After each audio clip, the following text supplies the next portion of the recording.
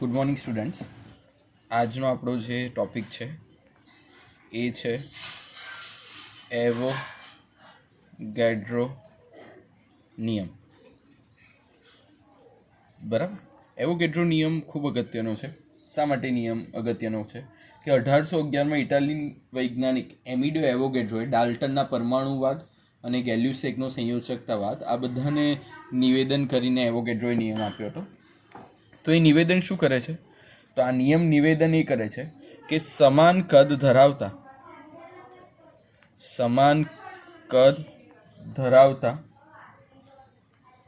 બધા જ વાયુઓ સમાન તાપમાન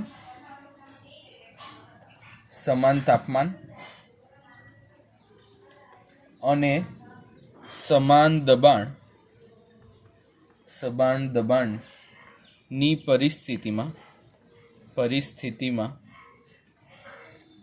સરખી સંખ્યામાં અણુઓ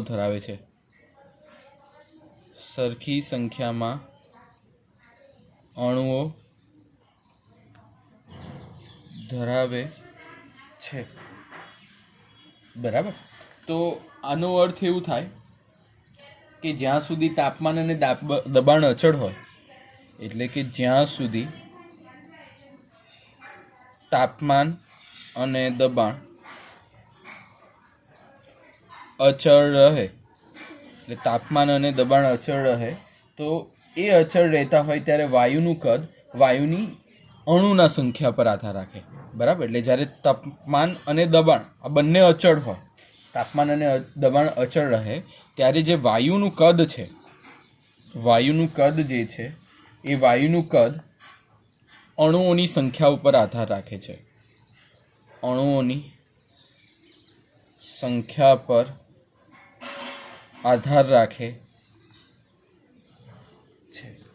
બરાબર, એટલે કદ જોઈએ તો કદ છે કેપિટલ વી, એ અણુઓની સંખ્યા એટલે કે સ્મોલ એન ઉપર આધાર રાખે છે.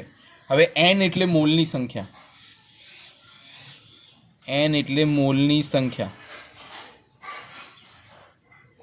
હવે એન મોલની સંખ્યા હોય તો જ્યારે જે વાયુનું કદ છે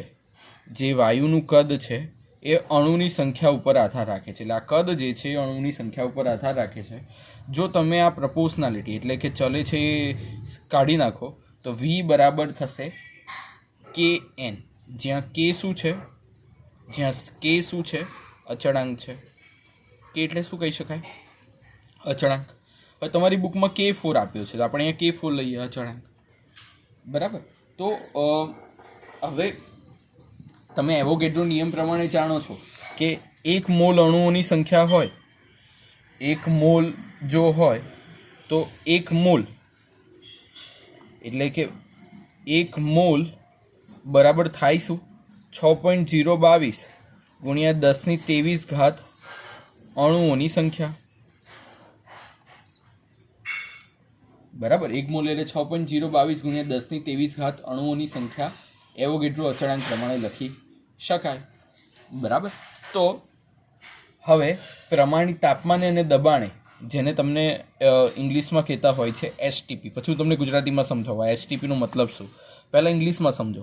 સ્ટાન્ડર્ડ ટેમ્પરેચર પ્રેશર એટલે કે નિયત તાપમાન એટલે 273 કેલ્વિન તાપમાને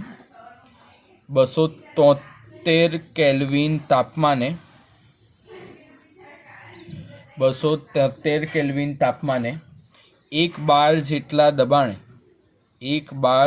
દબાણે આપણે જો જોઈએ તો આપણું જે ટોટલ 1 બાર જેટલું દબાણ જ્યારે આપવામાં આવે ત્યારે વાયુનું જે કદ હોય એ 22.7 લીટર પર મોલ જેટલું થાય. વાયુનું કદ કેટલું થાય? 22.7 લીટર પર મોલ જેટલું થાય. બરાબર, એટલે 273 કેલ્વિન જેટલું તાપમાન છે, 1 બાર જેટલું દબાણ છે, ત્યારે વાયુનું કદ 22.7 લીટર પર મોલ જેટલું થાય. બરાબર. તો આ હિસાબે એવોગેડ્રો એટલે કે એવોગેડ્રોનો જે નિયમ છે એ એસટીપી, તમને ઘણીવાર કોઈ દાખલામાં આપ્યું હશે કે એસટીપીએ, તો એસટીપીએ એટલે સમજી લેવાનું કે ત્યારે તાપમાન આપણે કેટલું લેવાનું છે? 0 ડિગ્રી સેલ્સિયસ. 0 ડિગ્રી સેલ્સિયસ એટલે શું? 0.273 કરો તો શું મળે? 273 કેલ્વિન મળે. પછી દબાણ જે હોય એ 1 બાર જેટલું દબાણ હોય, બરાબર, જેને 10 × 10⁵ પાસ્કલ પણ કહેવામાં આવે, પછી આવશે. ત્યારે કદ જે V હોય એ 22.7 લિટર પર મોલ હોય. આને કહેવામાં આવે STP. બરાબર. દરેક દાખલામાં બહુ જરૂર પડશે એટલે આ સમજી રાખજો. STP standard temperature pressure. બરાબર. એટલે આ પૂર્વધારણા બહુ યુઝ થતી હોય છે, જેની તમારે હંમેશા યાદ રાખવી. હવે તમને ખબર છે કે આપણે જે સ્મોલ n છે, તો સ્મોલ nને આપણે શું કહેતા હોઈએ છીએ? સ્મોલ nને શું કહેતા હોઈએ છીએ? સ્મોલ nને કહેતા હોઈએ છીએ capital M upon capital M.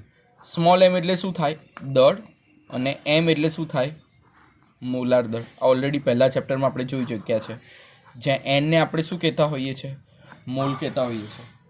બરાબર. એટલે મોલ બરાબર small m upon capital M થશે. બરાબર. તો હવે આ પ્રશ્ન થયા, એવોગેડ્રો નિયમ થયા પછી આ ચેપ્ટરનો સૌથી અગત્યનો પ્રશ્ન હવે આપણે જોવાના છે. સૌથી અગત્યનો પ્રશ્ન કેમ કહું છું? કોઈ એવું પેપર નહીં હોય કે જેમાં આ ક્વેશ્ચન નહીં પૂછાયો, એટલો અગત્યનો આ પ્રશ્ન છે, જેને કહેવામાં આવે છે આદર્શ વાયુ સમીકરણ. શું કહેવામાં આવે છે? આદર્શ વાયુ સમીકરણ. 110% પૂછાતો પ્રશ્ન. દરેક એક્ઝામમાં પૂછાય આ ક્વેશ્ચન, એટલો અગત્યનો ક્વેશ્ચન, એટલે વ્યવસ્થિત ધ્યાન રાખો. આદર્શ વાયુ સમીકરણ. તો આદર્શ વાયુ સમીકરણની જે પરિકલ્પના છે એમાં આપણે સૌ પ્રથમ જોઈએ તો આપણે કાલે જોયું હતું એમ સૌ પ્રથમ જોઈએ તો બોયલનો નિયમ છે. કોનો નિયમ છે? બોયલનો નિયમ.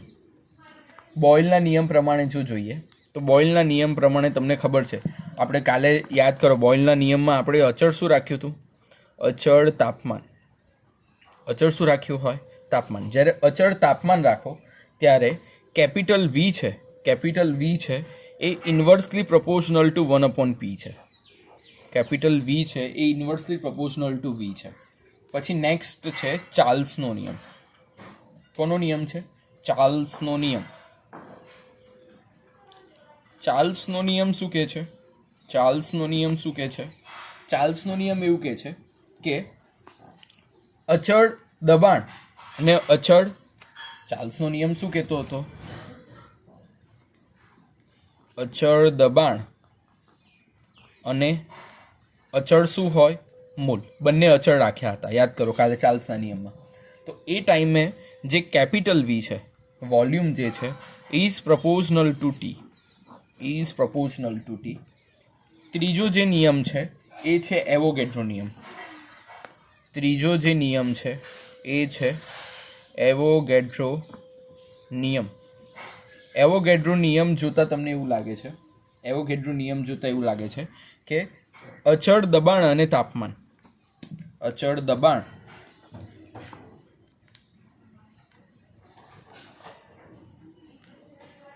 અને તાપમાન, જ્યારે અચળ દબાણ અને તાપમાન હોય ત્યારે એવું કહી શકીએ કે કેપિટલ V છે એ પ્રપોઝનલ ટુ n છે.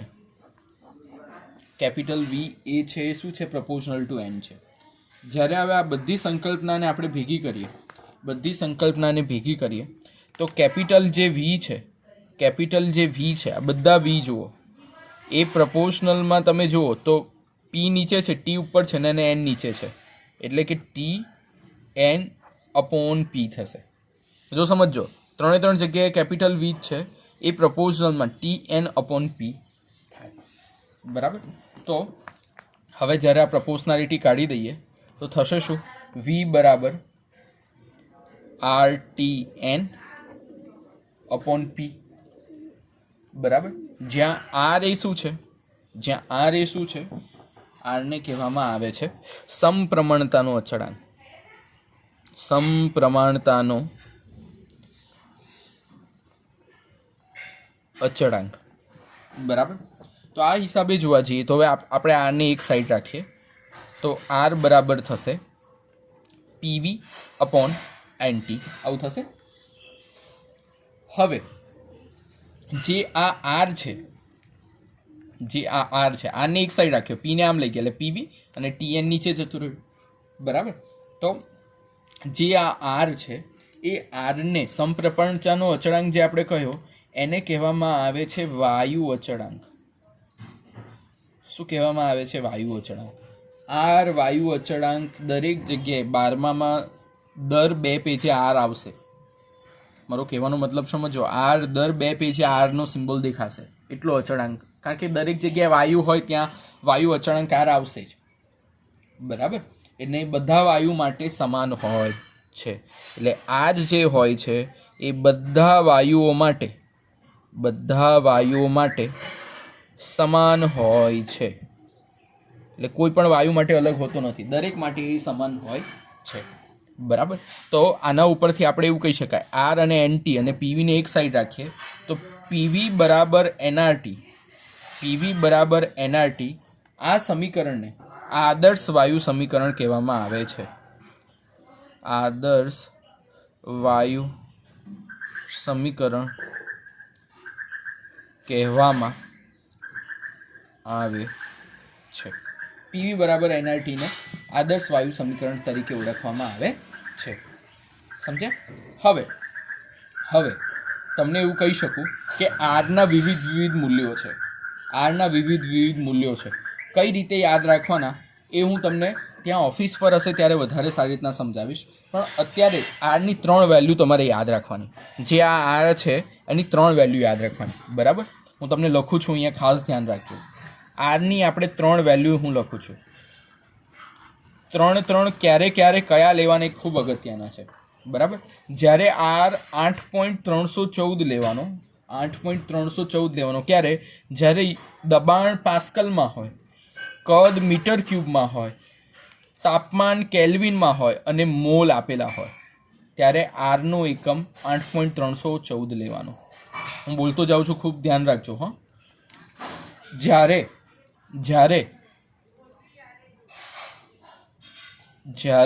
દબાણ 12માં હોય, પાસ્કલમાં નહીં, 12માં હોય, કદ મીટરમાં નહીં લીટરમાં હોય, તાપમાન તો કેલ્વિનમાં જ હોય અને મોલ પણ, એટલે કે એન જે હોય એ પણ મોલમાં હોય, ત્યારે આ એકમ લેવાનો. અને જ્યારે સિમ્પલ હોય 8.314 joule kelvin inverse mall inverse, જ્યારે જૂલમાં હોય એટલે કાર્ય જૂલમાં થતું હોય ત્યારે આ એકમ લેવાનો. આ 3 વેલ્યુ યાદ રાખવાની. આ 3 વેલ્યુ આની સાથે યાદ રાખવાની. શેની સાથે? એકમ સાથે. આ બહુ જરૂરી આવશે. કઈ રીતે આવે છે હું તમને સમજાવીશ ત્યાં ઓફિસ પર. અત્યારે ખાલી તમે આ વેલ્યુઝ યાદ રાખજો. બરાબર. બિકોઝ વેલ્યુઝનું ઇમ્પોર્ટન્સ બહુ છે આમાં. ઓકે, ચલો હવે આપણે આગળ જઈએ. તો એસટીપી એટલે કે આદર્શ વાયુ જે ચલ સાથેનો સંબંધ છે તે વાયુની અવસ્થા ધરાવે છે. એટલે આ સમીકરણને, આદર્શ વાયુ સમીકરણને અવસ્થા સમીકરણ તરીકે પણ ઓળખવામાં આવે છે. કયા સમીકરણ તરીકે? અવસ્થા સમીકરણ તરીકે ઓળખવામાં આવે છે. બરાબર. તો હવે ખાલી આ ઇક્વેશન ધ્યાન રાખો. PV is equal two NRT હું પાછળ લખું છું અને એના પરથી અલગ અલગ ઇક્વેશન આપણે બનાવીએ. બરાબર. તો જુઓ, આપણી પાસે શું છે કે ભાઈ PV is equal two NRT છે, તો આને કહેવામાં આવે છે શું? આદર્શ વાયુ સમીકરણ.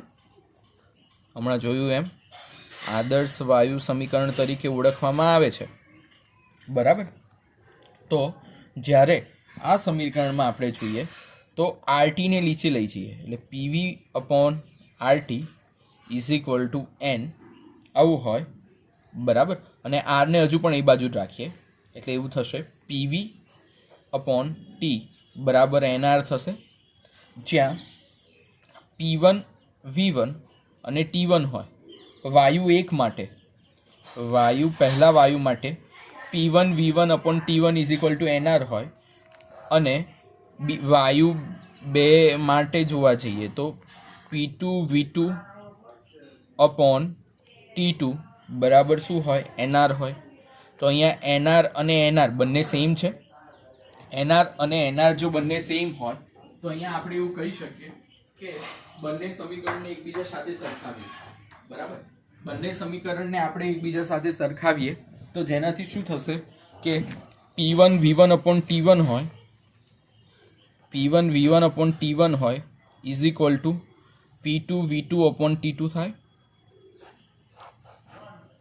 બરાબર. P1 V1 upon T1 હોય is equal two P2 V2 upon T2 થાય. તો આ સમીકરણને કહેવામાં આવે છે સંયુક્ત વાયુ નિયમ. સંયુક્ત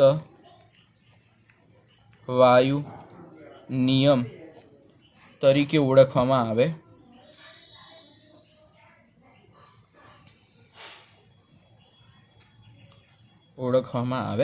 છે, બરાબર. ચાલ હવે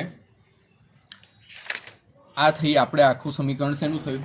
આદર્શ વાયુ સમીકરણ. આટલી મોટી થિયરી છે કે ભાઈ સમાન તાપમાન, દબાણ, આ બધું લખવાનું, ક્યાં જ્યાં જરૂર હોય સમીકરણ લખવાના, છેલ્લું સંયુક્ત વાયુ નિયમ P1 V1, આખી થિયરી અહીંયા આવી રીતે લખવાની. 3 માર્ક્સમાં 110% પૂછાશે આ પ્રશ્ન. હા, એટલો અગત્યનો પ્રશ્ન છે. ઓકે, દર એક્ઝામમાં આ પ્રશ્ન તો હોય જ, બીજો હોય ના હોય આ હશે. ઓકે, એટલે અગત્યનો પ્રશ્ન છે, ધ્યાન રાખજો. ચલો હવે આપણે આગળ જઈએ. આગળમાં જોઈએ નવી થિયરી, વાયુમય પદાર્થની ઘનતા. વાયુમય પદાર્થની ઘનતા અને મોલાર દળ. વાયુમય પદાર્થની ઘનતા અને મોલાર દળ. તો વાયુમય પદાર્થની ઘનતા અને મોલાર દળ વિશે જોવું હોય તો આપણે શેના વિશે સંબંધ લાવવાનો છે? ઘનતા, અને બીજું શું છે? મોલાર દળ. તમને જેનો સંબંધ લાવવાનો હોય એના તો પહેલાં તમને એ રિલેટેડની કઈ સંજ્ઞા છે ખબર હોવી જોઈએ. ઘનતા, તો ઘનતાને આપણે શેમાં માપીએ છીએ? ડી, બરાબર. અને મોલાર દળ એટલે શું? એમ. આ બંને વચ્ચેનો સંબંધ આપણે લાવવાનો છે. તો કઈ રીતે એ સંબંધ લાવીશું? એક વસ્તુ વિચારો કે આપણને ખબર છે કે પીવી બરાબર શું છે? એનઆરટી છે. પીવી બરાબર શું છે? એનઆરટી છે. હમણાં જ આપણે જોયું ને આપણે. તો વીને નીચે લઈ જઈએ અને આરટીને નીચે લઈ જઈએ તો શું થશે? જુઓ, P upon RT અને નીચે બીજું જે થશે એ થશે N upon V, બરાબર. હવે આ N છે એ N બરાબર જોઈએ તો small m upon capital M થશે. સ્મોલ n બરાબર શું થશે? Small m upon capital M થશે. એટલે P upon RT is equal two small m upon capital MV. આવું થશે, બરાબર. હવે તમે જાણો છો કે ઘનતાનું સૂત્ર શું છે? ઘનતા બરાબર વજન ભાગ્યા કદ.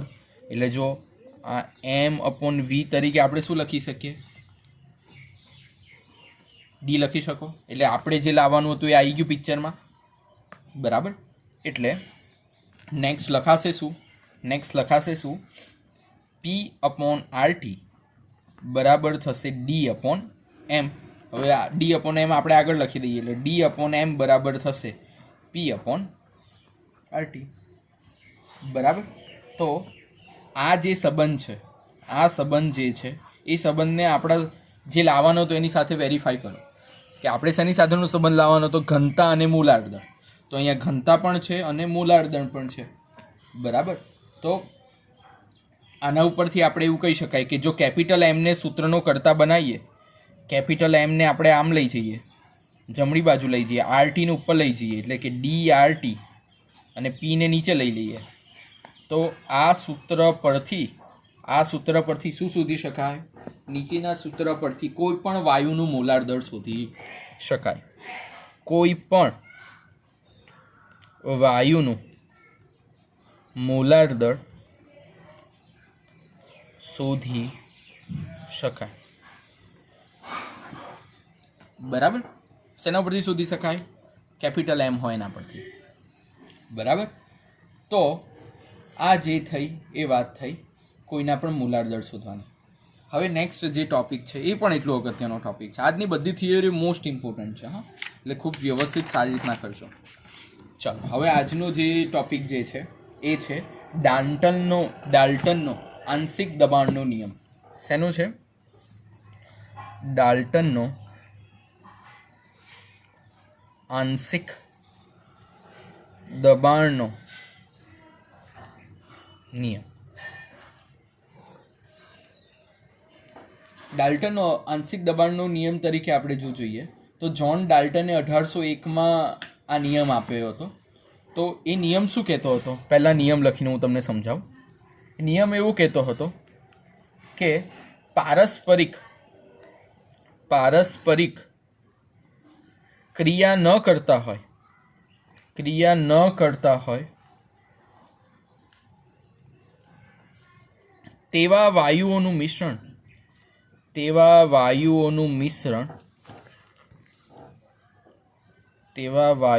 મિશ્રણનું કુલ દબાણ વ્યક્તિગત વાયુના આંશિક દબાણના સરવાળા બરાબર હોય છે. દબાણ વ્યક્તિગત વાયુના આંશિક દબાણના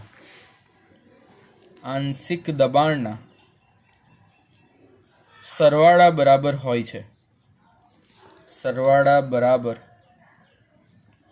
છે. ઓકે, એટલે આની જો આપણે ચર્ચા કરીએ તો કુલ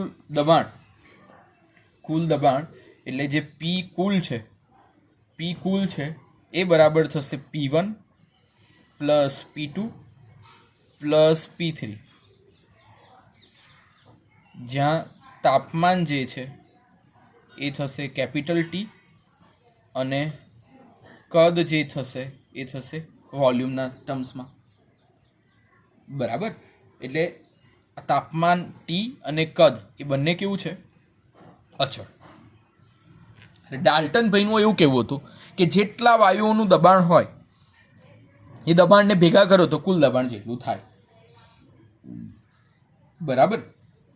આવી વાત કંઈક ડાલ્ટન ભાઈની કહેવાની હતી. બરાબર. હવે આપણે જાણીએ છીએ શું જાણીએ છીએ? આપણે જાણીએ છીએ એવું કે PV બરાબર NRT થશે.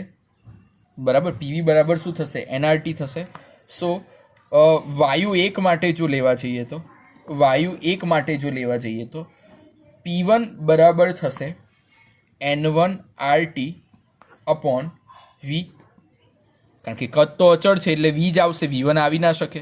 કદ અચળ છે ને તાપમાન પણ અચળ છે એટલે ખાલી N1 જ આવી શકે. સેમ એવી રીતના P2 માટે જો લખવું હોય તો શું લખી શકાય? P2 બરાબર N2RT અપોન V. અને P3 માટે લખવું હોય તો P3 બરાબર N3RT અપોન V. બરાબર. એટલે P1 બરાબર N1RT અપોન V, P2 બરાબર N2RT અપોન V અને P3 બરાબર N3R3 અપોન V.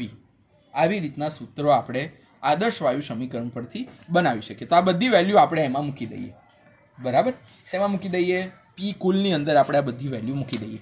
તો પાછું સૂત્ર લખીએ કે ભાઈ પી કુલ બરાબર P1 plus P2 plus P3.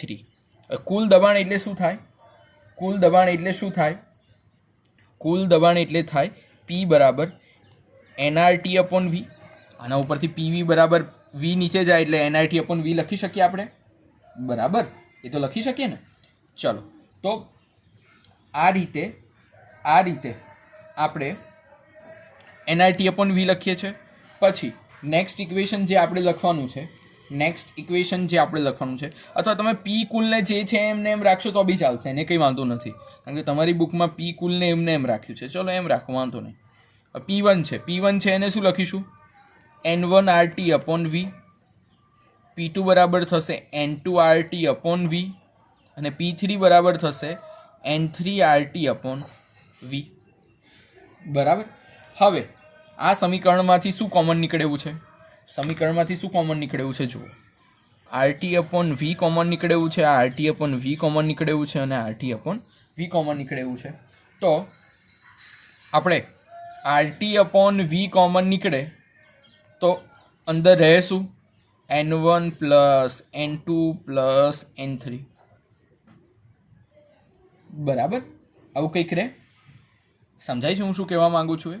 એટલે પી કુલ બરાબર જે રહે એ આપણે અહીંયા લખીને આપવાનું છે, બીજું કશું છે નહીં.